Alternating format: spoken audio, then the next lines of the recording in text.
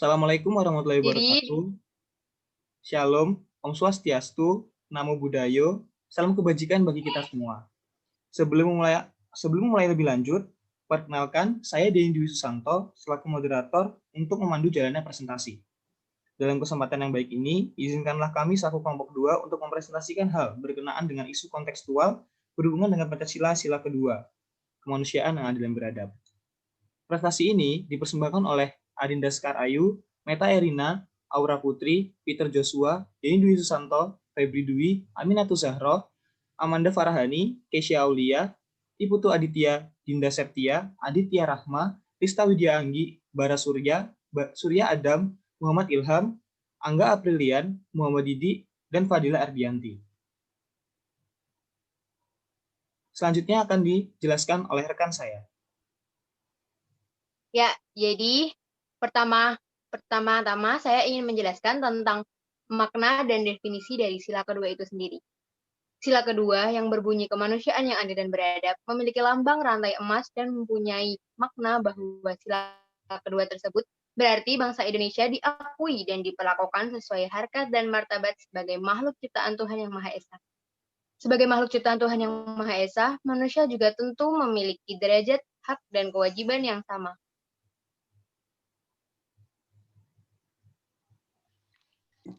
Oke, selanjutnya saya akan membahas mengenai tujuan dari Pancasila sila kedua. Nah, tujuan dari Pancasila sila kedua ini sebenarnya banyak dan cakupannya juga luas. Namun jika disederhanakan kurang lebih terdapat 2 poin. Yang pertama itu Pancasila sila kedua sebagai landasan tujuan bangsa Indonesia menjadi negara yang beradab dan bermoral. Sementara yang kedua, Pancasila sila kedua sebagai landasan tujuan bangsa Indonesia menjadi negara yang menjunjung tinggi hak asasi manusia. Nah, untuk mengelaborasi tujuan yang pertama, seperti yang kita tahu bahwa sila kedua itu berbunyi kemanusiaan yang adil dan beradab. Nah, sila kedua ini merupakan bentuk perwujudan dari komitmen bangsa Indonesia untuk selalu menjunjung tinggi nilai kemanusiaan di tengah keberagaman dan dinamika masyarakat di Indonesia. Selain itu, sila kedua Pancasila ini juga menunjukkan bahwa Indonesia merupakan bangsa yang masyarakatnya itu berbudaya, bermoral, beragama, serta cerdas secara intelektual dalam hal menentukan sikap yang berkenaan dengan masalah kemanusiaan dan masalah sosial lainnya. Nah, untuk tujuan yang kedua, Pancasila sila kedua merupakan landasan dari tujuan bangsa Indonesia sebagai negara yang menjunjung tinggi hak asasi manusia yang secara khusus menyinggung tentang perwujudan nilai kemanusiaan yang merata dan adil untuk seluruh rakyat Indonesia. Nah, nilai kemanusiaan yang adil di sini mengandung suatu makna bahwa hakikatnya manusia merupakan makhluk yang berbudaya dan beradab serta berkodrat adil. Hal ini mengandung suatu pengertian bahwa hakikat manusia Indonesia itu harus adil dalam hubungan dengan diri sendiri, adil terhadap manusia lain, adil terhadap masyarakat, bangsa, dan negara, serta adil terhadap lingkungan sekitarnya. Nah, penjelasan mengenai tujuan Pancasila sila kedua kurang lebihnya seperti itu. Untuk penjelasan selanjutnya akan dilanjutkan oleh teman saya. Selanjutnya, saya akan menjelaskan tentang implementasi Pancasila sila kedua, yaitu keadilan kemanusiaan yang beradab. Yang pertama, sebagai warga negara, yang pertama, yaitu memandang bahwa setiap manusia memiliki hak dan martabat yang sama. Sebagai warga negara Indonesia, kita harus mengakui kesamaan derajat, hak, dan kewajiban. Butir ini juga menekankan bahwa setiap manusia memiliki martabat, sehingga tidak boleh saling melecehkan dan harus menghormati kepemilikan atau kepunyaan orang lain, seperti misalnya harta, sifat, dan karakter. Kita juga harus menekankan untuk menjalankan hak, yaitu menghormati hak manusia, yaitu orang lain, untuk dapat hidup dengan nyaman dan aman. Dan yang kedua adalah tegaknya hukum tanpa memandang kedudukan. Indonesia adalah negara hukum. Artinya, di Indonesia, hukum harus dijunjung tinggi. Sebagai negara hukum, Indonesia harus mengakui dan melindungi HAM tanpa memandang latar belakangnya. Salah satu hak asasi manusia yang harus diakui dan dilindungi ialah hak kesamaan kedudukan di hadapan hukum. Hukum merupakan upaya untuk memberikan jaminan terciptanya keadilan. Keadilan harus diposisikan secara netral. Artinya, tiap orang memiliki kedudukan dan perlakuan yang sama tanpa terkecuali. Hukum juga merupakan prasyarat mutlak bagi penyelenggara kehidupan kenegaraan berdasarkan kedaulatan. Yang ketiga, saling menghargai sesama manusia. Toleransi secara luas adalah suatu perilaku atau sikap manusia yang tidak menyimpang dari aturan, di mana seseorang menghormati atau menghargai setiap tindakan yang dilakukan oleh orang lain. Toleransi juga dapat berarti suatu sikap saling menghormati dan menghargai antar kelompok atau antar individu. Toleransi terjadi karena adanya keinginan-keinginan untuk sebisa mungkin menghindari diri dari perselisihan yang saling merugikan kedua belah pihak. Dengan saling menghargai sesama individu, maka akan terjadi sikap saling menghormati, bertoleransi, dan hidup harmonis di lingkungan masyarakat. Yang keempat, mengembangkan sikap tenggang rasa. Tenggang rasa menghendaki adanya usaha dan kemauan dari setiap manusia untuk menghargai dan menghormati perasaan orang lain. Oleh sebab itu, tiap manusia seharusnya saling menghormati perasaan satu sama lain dengan menjaga keseimbangan hak dan kewajiban. Sebagai contoh, selalu memberikan kritik yang membangun dengan cara yang santun dan berfokus pada permasalahan bukan kepada individu tertentu. Yang kelima, tidak semena-mena terhadap orang lain. Semena-mena berarti berwenang, berat sebelah, dan tidak berimbang. Oleh sebab itu, perilaku setiap manusia terhadap orang tidak boleh sewenang-wenang. Harus menjunjung hak dan kewajiban. Karena manusia mempunyai kemampuan dan usaha, sehingga mempunyai kelebihan dibandingkan makhluk hidup yang lain, baik dalam kekuasaan, ekonomi, atau kekayaan dan sosial tidak boleh sewenang-wenang. Dan untuk slide selanjutnya akan disampaikan oleh rekan saya. Terima kasih. Selanjutnya saya akan melanjutkan penerapan sila kedua di Indonesia. Nah, gambar-gambar ini membuktikan bukti konkret dari penerapan sila kedua di Indonesia. Yang pertama, ada bentuk kepedulian berupa galang dana. Bentuk nyata pengimplementasian sila kedua salah satunya dengan kepedulian terhadap permasalahan kemanusiaan yang ada di Myanmar. Pada gambar tersebut, gambar nomor 1, sejumlah mahasiswa yang berasal dari berbagai lintas kampus dan organisasi Aceh Selatan melakukan aksi turun ke jalan. Selasa 30 Juni 2020, aksi turun ke jalan tersebut dalam rangka menggalang dana terhadap Muslim Rohingya sebanyak 94 yang terdampar di perairan Aceh Utara. Hal yang dilakukan oleh masyarakat Indonesia untuk meringankan beban saudara kita yang berasal dari Rohingya membuktikan bahwa kepedulian tentang kemanusiaan yang adil dan beradab masih dijunjung tinggi, walaupun Muslim Rohingya berasal dari luar negeri. Lalu, untuk gambar yang kedua, itu adalah gambar contoh banyaknya yayasan kemanusiaan yang ada di Indonesia. Banyaknya yayasan kemanusiaan yang ada di Indonesia menunjukkan bahwa masih ada kepedulian yang memberi kesamaan hak di tengah kehidupan bermasyarakat di Indonesia. Oleh karena itu, dengan adanya yayasan ini dapat menegakkan Pancasila sila kedua, kemanusiaan yang adil dan beradab, dan berbagai yayasan sosial ini tersebar di seluruh wilayah Indonesia. Lalu gambar nomor 3 akan dijelaskan oleh teman saya, Rahma. Silakan. Untuk gambar nomor 3, itu sebagai bentuk kepedulian rakyat Indonesia terhadap Muslim Rohingya. Indonesia merupakan negara pertama di dunia yang ikut dalam upaya penyelesaian krisis yang terjadi di Myanmar. Dengan berbagai bentuk kepedulian yang telah dijelaskan sebelumnya, dinilai sebagai bentuk bantuan kemanusiaan. Dan lewat kepedulian itu, Indonesia sangat diapresiasi dunia luar, karena menunjukkan wajah kemanusiaan.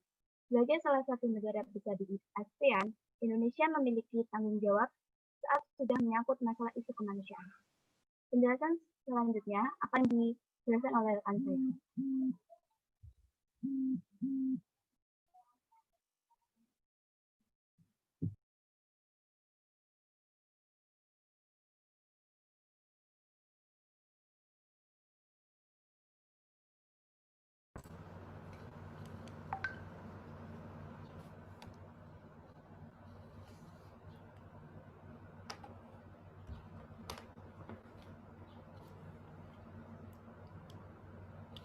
Baik, saya akan menjelaskan kasus dari penyimpangan implementasi sila kedua. Jadi kasus ini tuh dialami oleh seorang dosen yang bernama Moch Andri Wikra.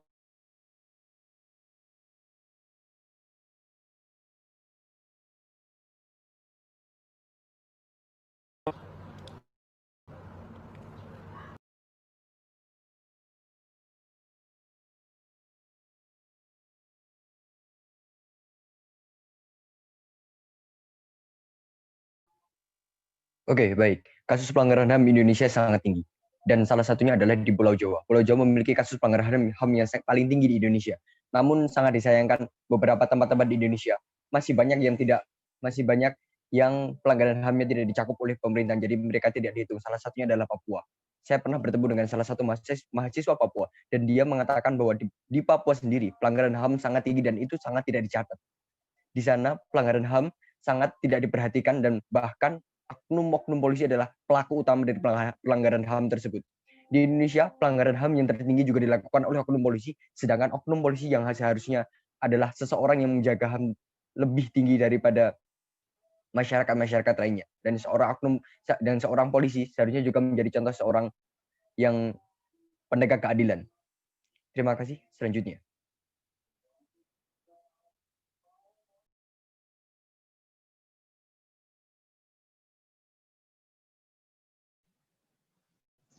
Dari permasalahan yang sudah dijelaskan sebelumnya, ada beberapa faktor penyebab, yaitu faktor internal dan faktor eksternal. Untuk faktor internalnya adalah faktor emosional aparat yang merupakan tindakan yang mencerminkan bentuk penyimpangan sila kedua, yang tidak sesuai dengan adab manusia dan memicu faktor eksternal, yaitu berubah situasi yang pada saat itu sangat kacau sehingga mengakibatkan tindakan fisik yang dialami oleh pelaku.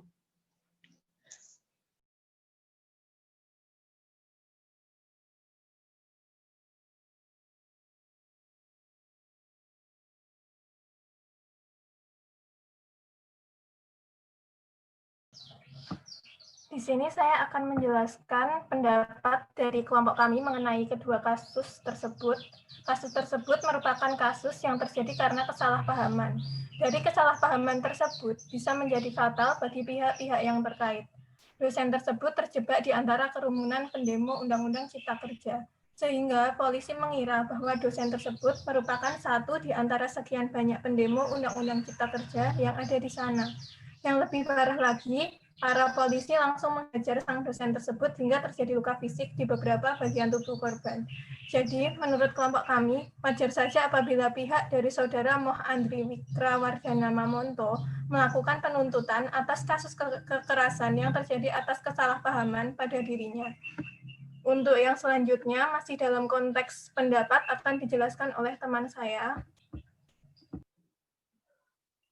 Dengan demikian, dapat disimpulkan bahwa kejadian ini dipicu oleh faktor eksternal berupa situasi yang saat itu sedang kacau, dan faktor internal berupa gagalnya aparat mengelola emosi, sehingga terjadi kekerasan fisik yang tidak sesuai dengan adab manusia.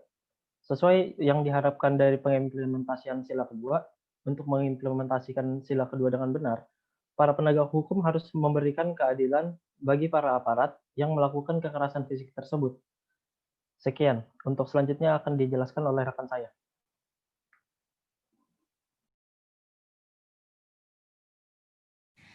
Ya, baik. Bisa kita lihat dari kasus yang sudah dijelaskan oleh rekan saya sebelumnya, bahwa menurut saya solusi yang dapat dilakukan untuk kedepannya adalah yang pertama, untuk secara spesifik ya dalam kasus tersebut, kita dapat melakukan penegasan dalam briefing terhadap oknum-oknum polisi atau yang menjaga keamanan ketika terjadinya peristiwa tersebut untuk menegaskan atau menekankan bahwasanya gimana sih cara-cara biar kita tuh nggak main hakim sendiri. Terus gimana caranya biar kita bisa memastikan siapa orang ini, apakah sudah benar. Dan kita juga harus menyuarakan bahwa rasa kemanusiaan itu penting. Walaupun tujuan dari masing-masing pihak atau kepentingan masing-masing pihak berbeda, kita masih dapat mengedepankan rasa kemanusiaan di atas semua itu. Lalu kita juga dapat menyuarakan kemanusiaan melalui berbagai pihak dan berbagai cara. Contohnya seperti di sekolah, melalui guru, melalui pelajaran, atau melalui seminar untuk generasi-generasi muda, atau juga dapat menyuarakannya melalui media sosial agar sampai kepada orang tua, agar dapat disampaikan kepada anak-anak yang masih kecil, yang masih muda, seperti itu. Dan untuk secara umumnya, kita dapat lebih menghargai, terus toleransi, menghindari sikap yang menghina, atau yang bersifat merendahkan orang lain. Kira-kira seperti itulah solusi yang dapat saya jelaskan. Makasih.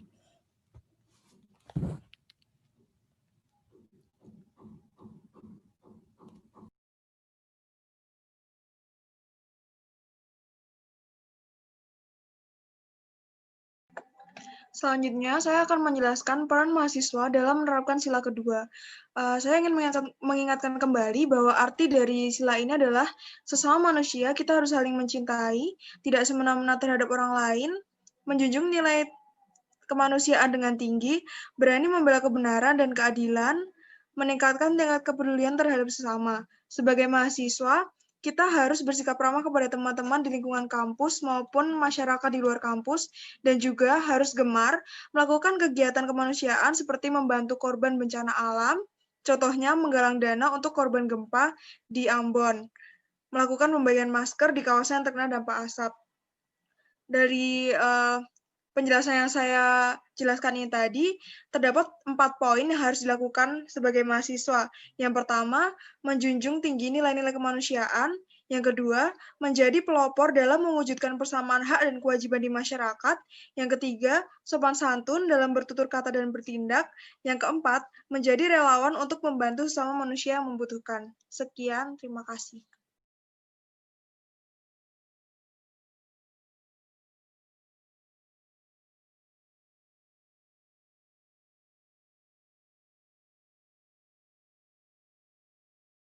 Baiklah, sekian presentasi yang dapat kami sampaikan dari kelompok 2. Jikalau memang ada pertanyaan, silahkan menuliskannya pada kolom komentar atau melalui via grup. Sekian yang dapat kami sampaikan. Wassalamualaikum warahmatullahi wabarakatuh dan terima kasih atas perhatiannya. Waalaikumsalam warahmatullahi wabarakatuh.